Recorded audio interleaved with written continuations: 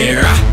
What's up, everybody? It's your favorite denim-clad Bat's favorite nerd, and today we are looking at the Mafex Armored Batman from Batman vs Superman. It's Christmas Eve. I'm trying to knock out these last two reviews so I can get into festivities mode, so forgive my kids. Anyway, let's talk about this guy a good bit. He does come with accessories, like a display stage and such. It's the typical Mafex display stage. I haven't opened it up yet, but you've seen it in my other reviews. Same thing, nothing new there. And then he has a few other things. We have, as you saw, 2 fist hands that he comes with, and then 1 holding hand here, and then the grappling hook, which he does hold well, and you can even get that in a little further. It's just hard to do. There it is. So he holds that just fine. And then 2 relaxed / posing hands, and then a holding hand for the opposite hand. Detailing wise, they're all done identical. You have the silver with the wash on it, which does look nice, and that continues throughout, and then you have the different shades of gray painted on, which does look good.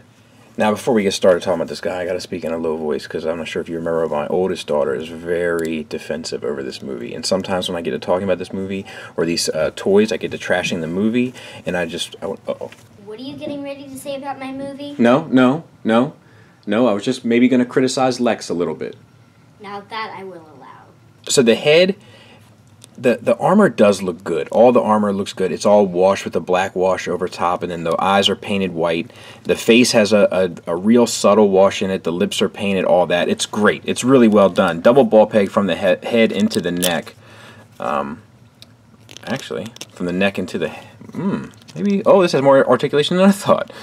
So there's a double ball peg from the neck into the chest, and then it also has a double ball peg from the neck into the head.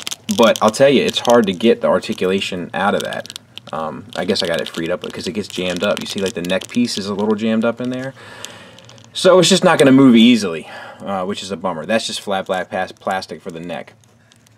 Moving down the figure, same sort of detailings for the chest armor, that wash, and then this piece is a loose piece floating on top, which does help hide some of the armor lines, because there is a significant depth difference between the chest armor and the abdomen armor.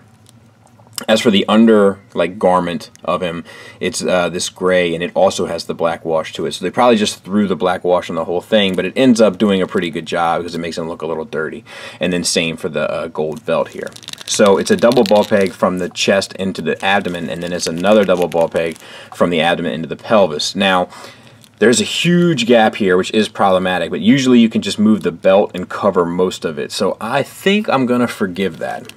The under armor, so to speak, is all textured, so it's all sculpted and such, so that's an added bonus. For the arms themselves, it's a disc hinge in the shoulder coming into a ball peg into the torso, which gets you a little bit of a butterfly, but not much. And then the shoulder armor is attached to the torso, which is not the way it should be done. It should be attached to the shoulder. That's my opinion. Articulation wise, you get it up to there, just shy of 90, and then up is really not a problem. Bicep swivel, double jointed elbow, which gets you 90 degrees. The armor is washed the same here, and then a disc hinge wrist. So by manipulating the disc hinge or the wrist, you can get up, down, or in, out, and a swivel. Same for the other side. And then the pelvis is done with T-jointed drop-down ball joints, so you can get up to there, down to there. The thigh swivel is built in.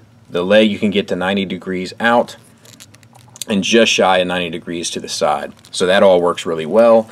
Double jointed knee, that's fine. And then the ankles are on the same sort of disc hinge. You get an ankle tilt up, which is pretty good, down, which is pretty good, and then you manipulate it and move it around and you get the rocker. Toe hinge is set very deep inside the foot, but I think ultimately because of the armor breakup, it sort of works, and then it's all sculpted and textured down below. And I think that there should have been some sort of plastic covering that could have been hinged down here to move to cover that joint, because that is an ugly joint. And now we have to talk about the big problem. This Levi's cape he has on. This thing looks and feels like an old pair of jeans. Like, it's supposed to look tattered around the bottom, so I'm okay with that. The wiring is coming out of the top part, and that was in the box like that, so I'm probably just going to remove that just because of how ugly it is.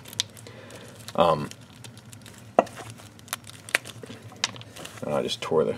I don't even care.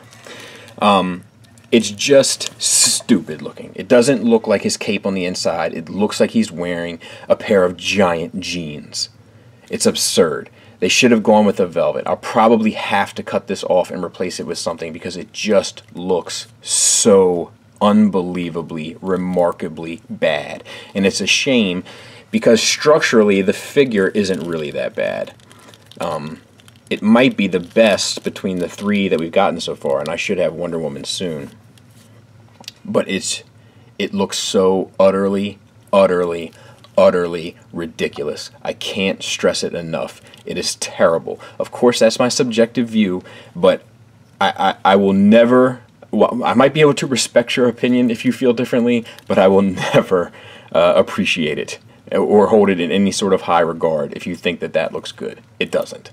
It looks like he's wearing his jeans inside out. It's inside out day at school. And there's a quick size comparison with him and Superman. So the size is done well. Final thoughts wise, like the paint and stuff is great. The articulation is superb. The materials are fair. The joint tolerances are still a little too loose in some places. And that's the positives. And the price is relatively affordable. The negatives are the cape is absolutely absurd. I can't believe they didn't give him the grenade launcher. You know, they give it to the other Batman, so you already have the mold. You could just repackage it, you know, repackage the gun, and you're good to go. I can't believe they didn't do that. This seems like such a poor choice. And it seems like a greedy choice, which is even more disheartening. Little small decisions that they make, like not covering down on those ankles, attaching the shoulder pads to the chest and so forth, denim capes. I think I'm done. I think I'm done with Mafex. I might cherry pick something here and there. Maybe the party dress Harley that I might look at. I'll definitely look at the Wonder Woman to kind of complete the characters, the main characters of this line. But from here on out, it's going to be a very selective decision when dealing with Mafex. I just can't do it to myself anymore. I've yet to be impressed. I've only been, I guess, remotely satisfied. And that's just not good enough for the price point. So I hope that helps. And it's not that everything is terrible about this figure, but there's just enough that's bad to make it not worth buying. Thanks for listening. Thanks for watching. Until next time, take care.